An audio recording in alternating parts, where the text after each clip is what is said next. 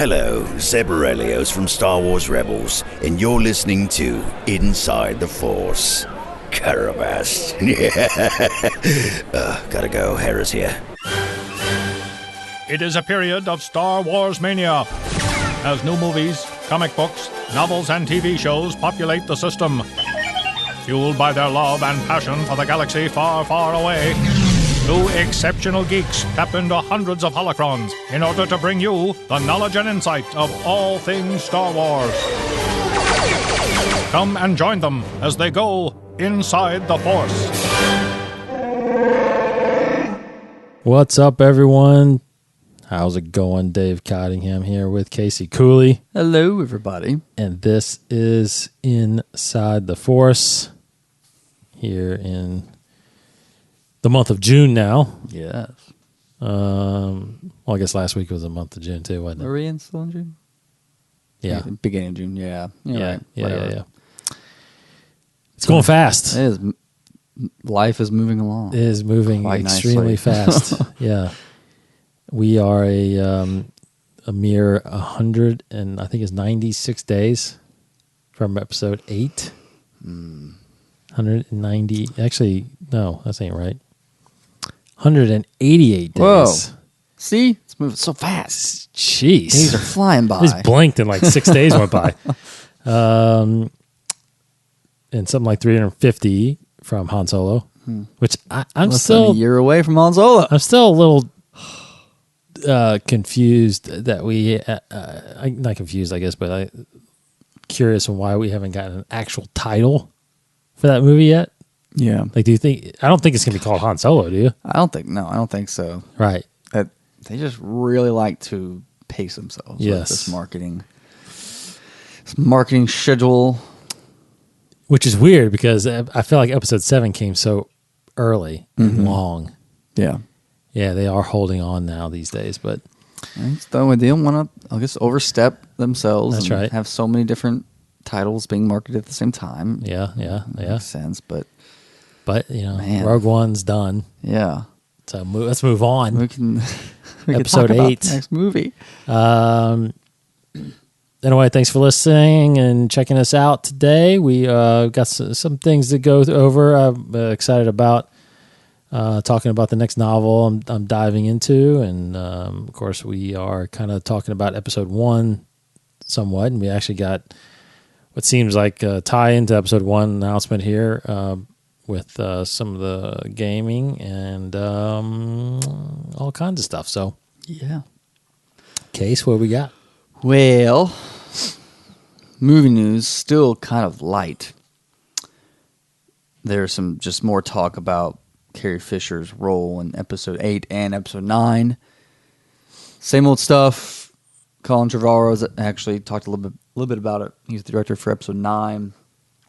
You know, it's just, Kathleen Kennedy's really emphasizing it, that Carrie Fisher was a huge part of 9. And now they're kind of just rethinking it, but they're taking their time. They're going to do it justice, of course. I have the utmost faith that they'll figure it out. It's just still reminding us all. It's tragedy. It's very tragic what happened, Yeah. and the ramifications it will have are sad. And but however, we are lucky to have her entire performance in episode 8. And they keep saying that nothing's changed for episode 8. They haven't changed her. They're not going to re-edit her time in the film. So we're going to see all of Carrie Fisher in episode 8. And it's just very, very curious at how they'll do episode 9. But like I said, I'm sure they'll figure it out. And it will all work out nicely. Well, we shall see. Yeah. Yeah, I mean, we can't really... It's hard to talk about it without even knowing or, where episode 8 is even going. And Yeah. Because we could get that feeling of, at the end of episode 8, like, my gosh, how can she not be in 9? You know, or something like that, So I don't know. I mean, I hope they don't just, kill off the character. I hope they don't do that, because I would very much like Princess Leia to live on past the original film, or the sequel trilogy, in future books and future stories past these films. Right. That would always be cool. But we'll see. See what the filmmakers and story group decide. But other than that, on the Han Solo front, as you said, we are within a year from that release, but nothing new. I mean, there's still some pictures being leaked, some video being leaked about the shooting over in Spain. And that's pretty much it. There's nothing at all. I mean, that's really spoilery at all. And actually, kind of going back to episode 8 a little bit, I saw some leaked new designs of the stormtroopers and some that's in other soldiers, other guards, you could say. Let's try to see what's the source here, though. These are all like taken with a phone. Oh, I don't know. But anyways, it looks like it's in some kind of promotional concept art or some kind of book. Anyways, you see concept art. You can go on Star Wars Newsnet to find it. I mean, all the news sources are pretty much posting it at this point. But there's a new design, First Order Stormtrooper. I don't know what type of Stormtrooper this will be, but he's got a little, it looks like a little red on him. It's pretty cool. It looks maybe an elite Stormtrooper. Who knows? First Order Stormtrooper, red. Yeah, so it's probably rank, or it's probably just like special forces, that kind of a thing. And it looks like he's wielding an axe or like a sledgehammer type of weapon. And it looks like it might have some kind of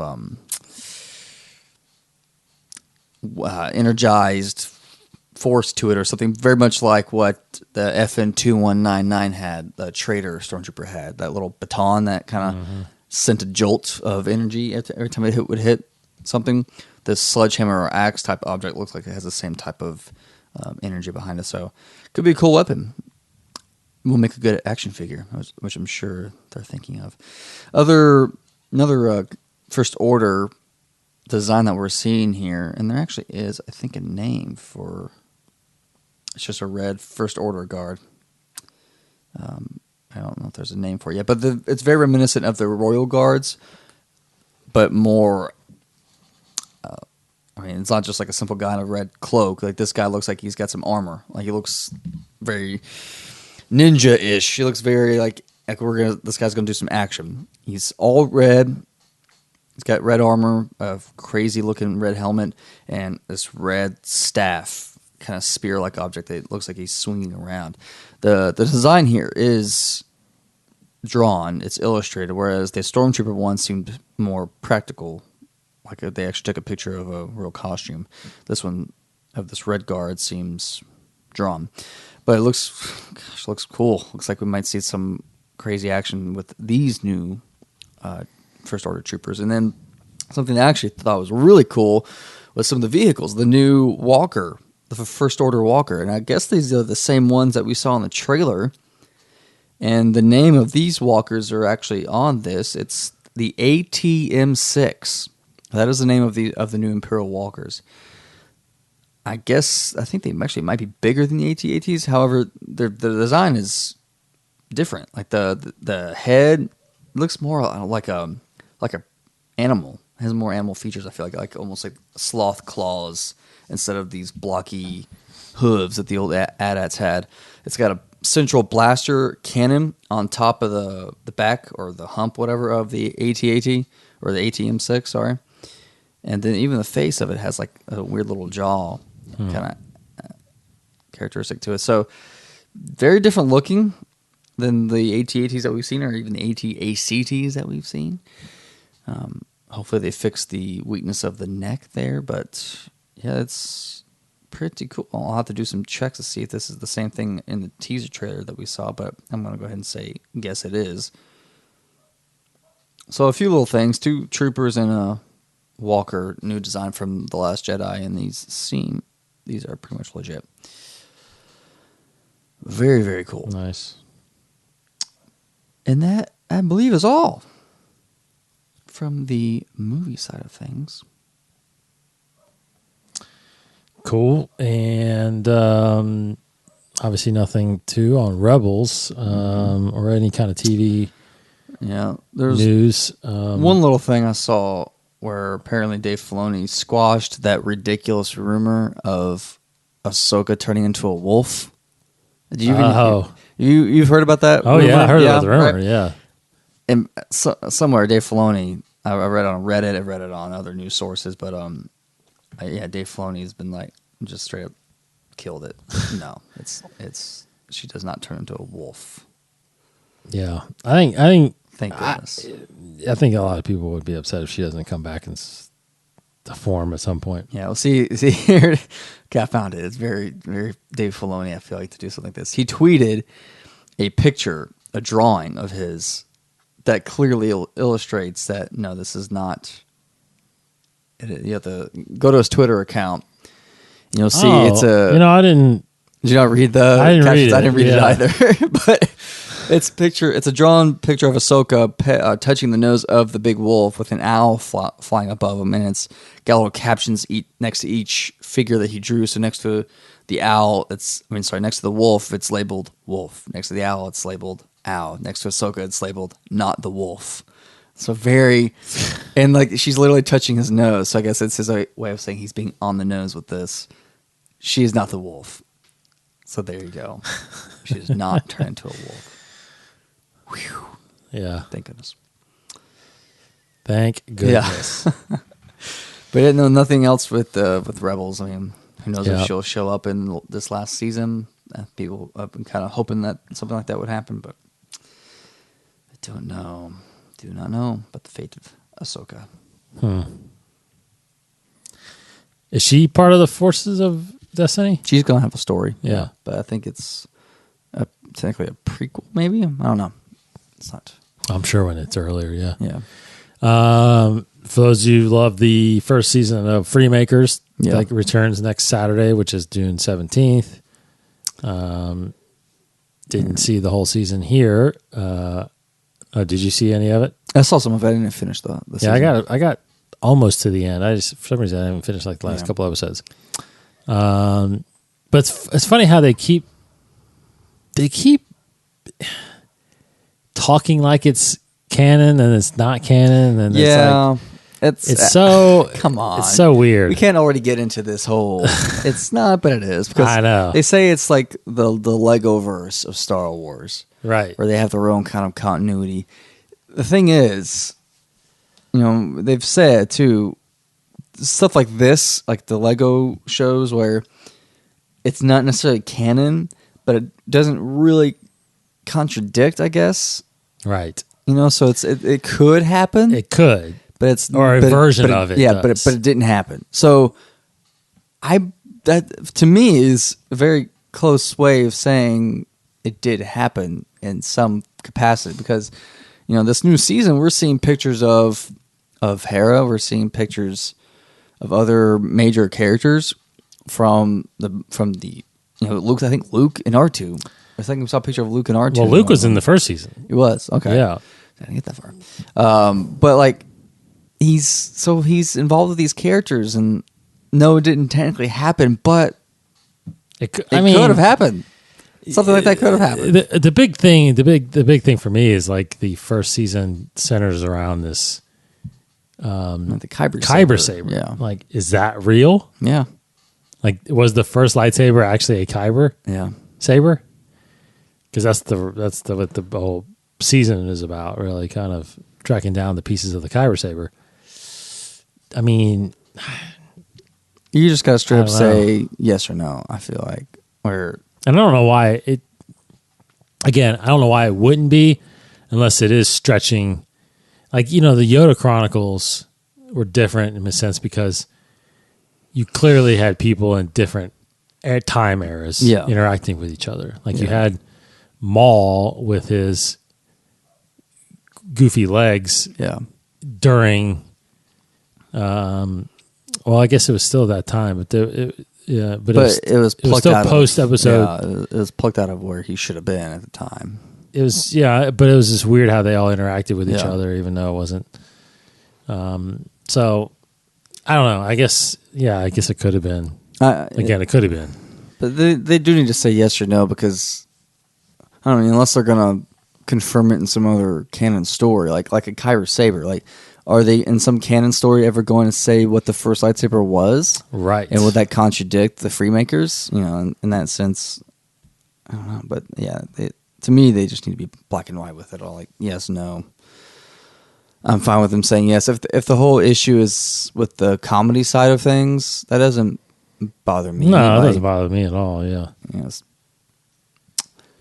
They need to be black and white with it.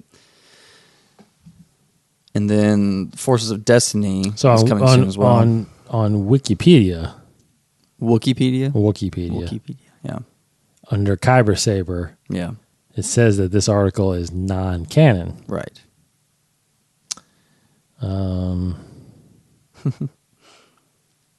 So, I don't know. Apparently they're saying that it's not canon. Well. So, yeah. So, maybe, I don't know. Again, yeah, maybe it could be, but maybe it isn't officially.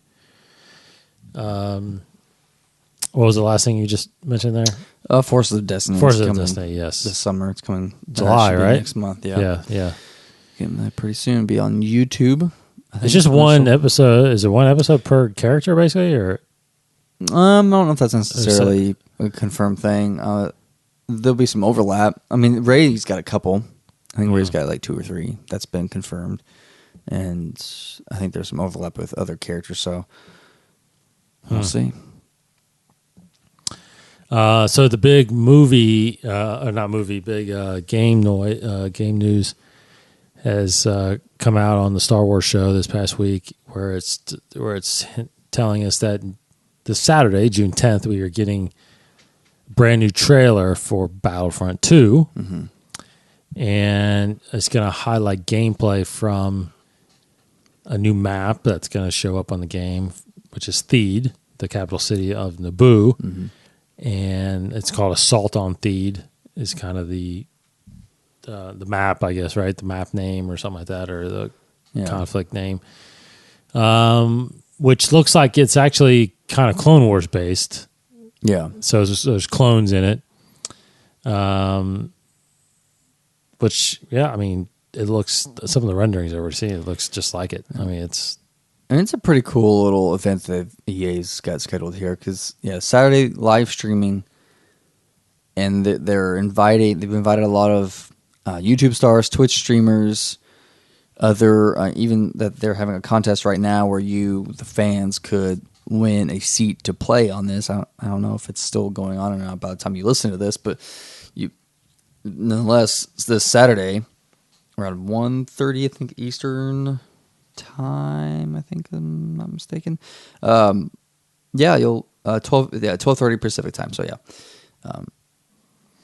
prepare for Assault on Theed. So if you go to EA.com, you can read the press release there, and I'm just kind of skimming through it as I'm talking about it. And you have, looks like some may even have dogfights going on. You have the N1 starfighters, you have vulture droids that are fighting above the ground battle, which, again, I don't know if that means you can do it at the same time or you have to choose one or the other or what. And then on the ground, you have the AT-RT walkers. You have the AATs going around. You have clone jump troopers. You have B2 super battle droids. The B1 battle droids.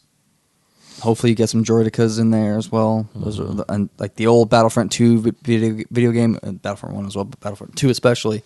It was just the coolest game, and playing as the droidicas were always so much fun. Yeah. And then you'll even see some of the heroes and villains. You'll see Darth Maul. You'll probably see Rey. I guess any number of other ones. Probably Yoda might be in there too. So it's not necessarily like canon. This game is touted to have a canon story to it, and it visits all sagas. But the spanning across the sagas part, not necessarily canon. It's just different maps and different levels you can play to enjoy all the different eras. So this is Assault on Theed, involving clone troopers and battle droids. But I mean, it can't necessarily say it's a canon battle that happened in the story. It's just a map with two armies and heroes. So nonetheless, very exciting. So there's 2 teams of 20. It actually says here, like, it's interesting, like it's got the YouTubers, and I'm not familiar with my YouTube stars, or Twitch streamers, so I don't know these guys. They're 2 teams of 20 led by Stone Mountain 64 and Neebs Gaming to play the game in front of the world for the first time. So go and watch that. I'm sure EA.com, you can watch it there. And enjoy it. I'm definitely going to watch this. This sounds incredible. Yeah, I'm going to definitely, I'll tune as much as I can. Yeah. But that's the trailer. I'm looking forward to that for sure. Because the one great thing about the game, obviously, or maybe the great thing about the game, is the campaign is canon. Yeah. That's on that game. And can't wait to do that. That's going to be fantastic. Excited for the book, too. Yes. Book comes out next month, actually. It comes out in July. Cool. Which, speaking of books, Ooh, segues. good segue. Last week we gave our full review of the Aftermath conclusion of the trilogy Empire's End, which was fantastic. I went ahead and already started the next book, which I've been eager to listen to, is Thrawn by Timothy Zahn, who knows that character all too well. I'm curious to know, because I don't remember, but in the original Thrawn trilogy, how far in his past did it actually go? Those books, I don't recall really doing much of his past. To my knowledge, it was only talking about how he came from the unknown regions and kind of... Which is still true. Yeah, which he was kind of like exiled out there or just stationed out there and then made a name for himself out there because, there weren't really aliens in the Empire, but... so he came... Wow, that's actually pretty similar. Yeah. Still. I was wondering if his origin, if Timothy Zahn still kept kind of his origin. I would think there's still some elements. Now, I know there is... Timothy Zahn has talked about this too. Like there is like a short story I think that he wrote early 90s, or I think I can't remember if it was before or after the Thrawn trilogy, but early 90s that kind of served as an origin to Thrawn. Set before the Thrawn trilogy, where he was like, I can't get to recall what it was about, but I think he pulled some elements from that into Thrawn as well. But I mean, not to my knowledge, there was no straight up story about him, how he got involved with the Empire. There could have been. I mean, well, that's what this is. Yeah, now. Exactly. So I'm because sure there's new grounds here.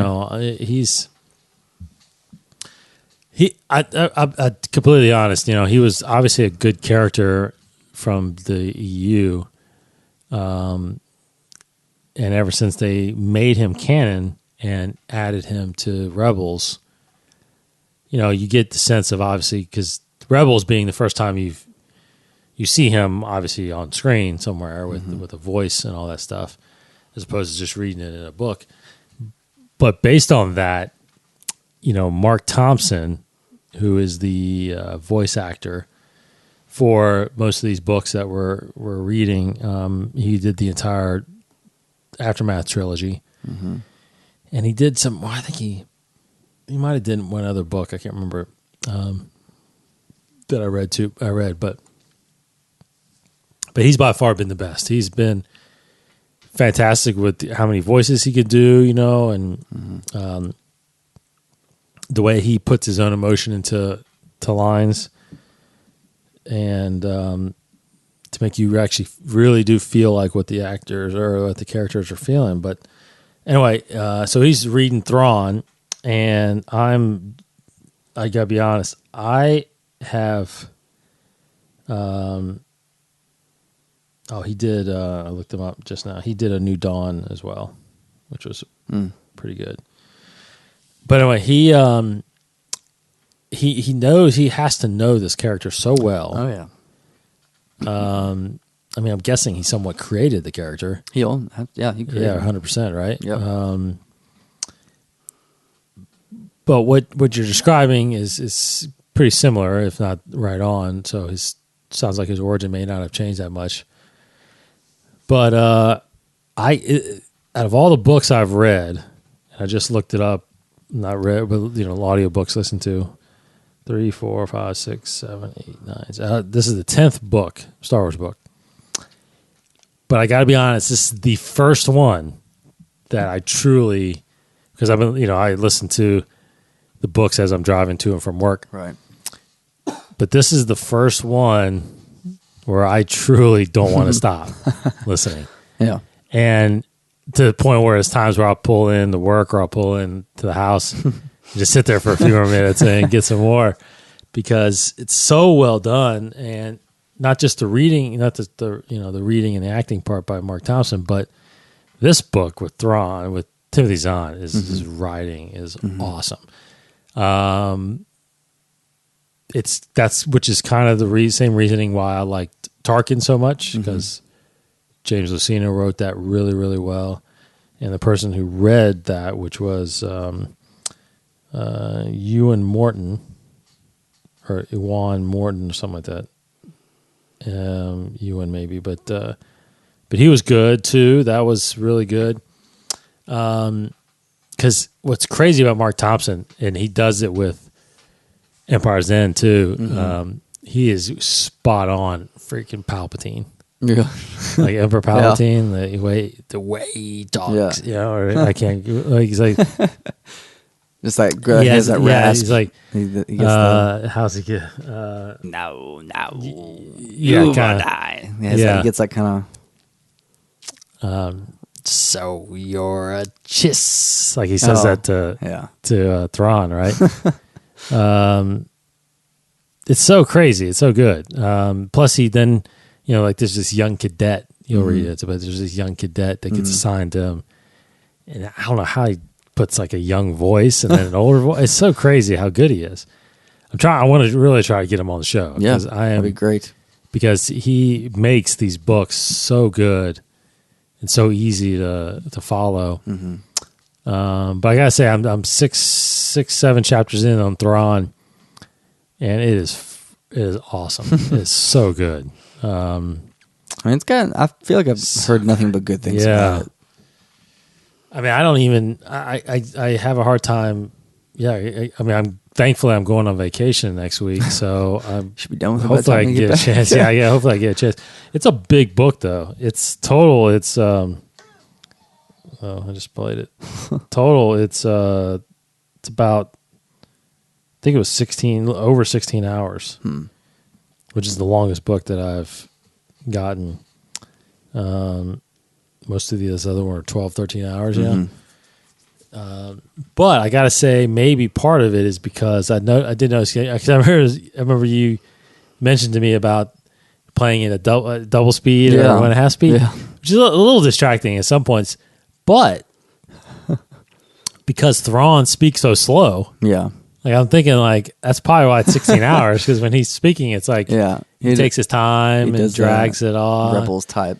Because that's the cool thing, is that it's true. That's part of the questions I want to ask Mark, is that when he was told how Thrawn speaks, did he do that after season 3? Yeah.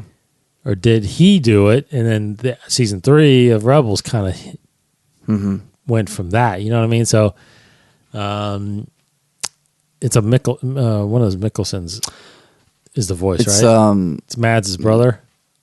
Lars Mikkelsen. Yeah, his brother, right? So, so I the way it's just so good, but the book,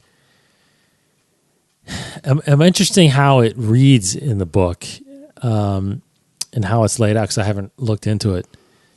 But there's parts of it, and especially in this first few chapters, how when you're talking to Thrawn or having a conversation with Thrawn, he is just looking at all kinds of different things, right? He's a tactician, right? So when you're speaking, and here's the thing, is it's in the book. It's kind of somewhat narrated. I think italicized. I think in the text it's italicized within I remember reading about this before I actually started reading the book. So he has he's speaking his insights. Yeah. About, like, he, as a guy says something, he says, he wrinkles his forehead, or he takes a deep breath, and he's just pointing out every detail that's happening, and it's pretty neat. Hopefully, I kind of hope that doesn't happen like the entire book, but he's still learning a lot in the beginning. but you start already seeing it's that early in 5-6 chapters in, you already start to get the sense of how he's got into the ranks, and it's just so good. So good. So Chad, you got to go get Thrawn. Most of you, I'm sure, has already had it because it's been sold out so many places. Yes, exactly. We couldn't even sniff one at Celebration. Right. But I did get for a while I had the black cover Barnes and Noble, but I didn't we ended up giving it away. Yeah. I got the white cover, original cover now. But I'm also listening to the audiobooks. But it's just so good. So good. I don't know when I'll be. Obviously, I'll try to get done with it at vacation. I don't think I will, but because honestly, I'm bringing all the comics that I'm wanting to get behind. Right. So that's really the one I want to get caught up on. And Vader 1, number 1 came out, didn't it? Did it? I think Vader 1's out at this point. Yeah, we'll get more on. We'll get definitely on that. I want to make sure I get read up on all those books. I'm going to read the ones that make sure I read all the ones that in the past that maybe have ended, like Vader, the old version of Vader, volume 1 or 2, I guess. Yep. But the new Vader by Charles Soule just came out. Yes, on the 7th. Gotta get that. So, one of my favorite writers. Yes, Charles Soule. Funny guy to follow on Twitter as well. He's a very funny, and all the writers I've noticed, it's great. They're so candid in their Twitter accounts. Delilah Dawson, Chuck Wendig, and Charles Soule. All of them. They're Chuck Wendig is they're free to speak their minds, and as you would expect, because they're so creative, and writers. I feel like that you have to have that mentality, that mindset, and that perspective of freedom of speech, and you say what you feel, and it's fantastic, and they're very opinionated, and I just really enjoy reading all their tweets, and they talk to each other sometimes and get in conversations, and it's a lot of fun. You get to really know them, I feel like, through their Twitter accounts. Yeah, totally. And Delilah Dawson actually also does a lot of writing tips, which is pretty interesting. She'll talk about her process a lot. So go follow them on Twitter, definitely. They're pretty good. Pretty cool. Yeah, Chuck Wendig he's a funny guy. He's crazy. He is crazy. So yeah, other than that, definitely I would just recommend, if you're wanting to dive in to the novels world of Star Wars, you could start right there with Thrawn. It's very, very good. And again, I'm only 6 chapters in a 30-chapter book, I think. So got a long way to go, but it's already taking shape, and he's so good. Like he's the way Thrawn is, and the way he thinks about things. It's funny because I thought about too, like the methods he talks about using, about knowing if a person's lying or reading somebody. I kind of think to myself, like, man, I wonder if they can implement that for real. Like. Well, I mean, I don't know. You think Timothy Zahn would have researched that or something? They're like, are there people really like him out there? Yeah, I mean, it's very Sherlock. Like there's got to be some investigators out there, detectives out there or something like that. Yeah, that really can do all that. But he's a strategist. Yeah, kind of.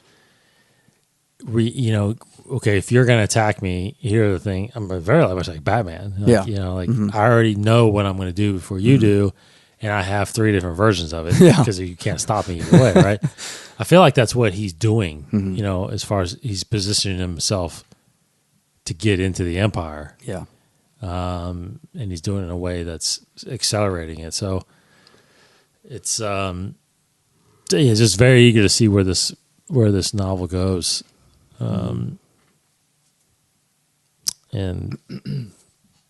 then after that, I'll have to see which one is after that. Which novel? I probably am going to have to start doing audiobooks and reading, so I can listen to it while I'm driving, one book and at home or start reading another book.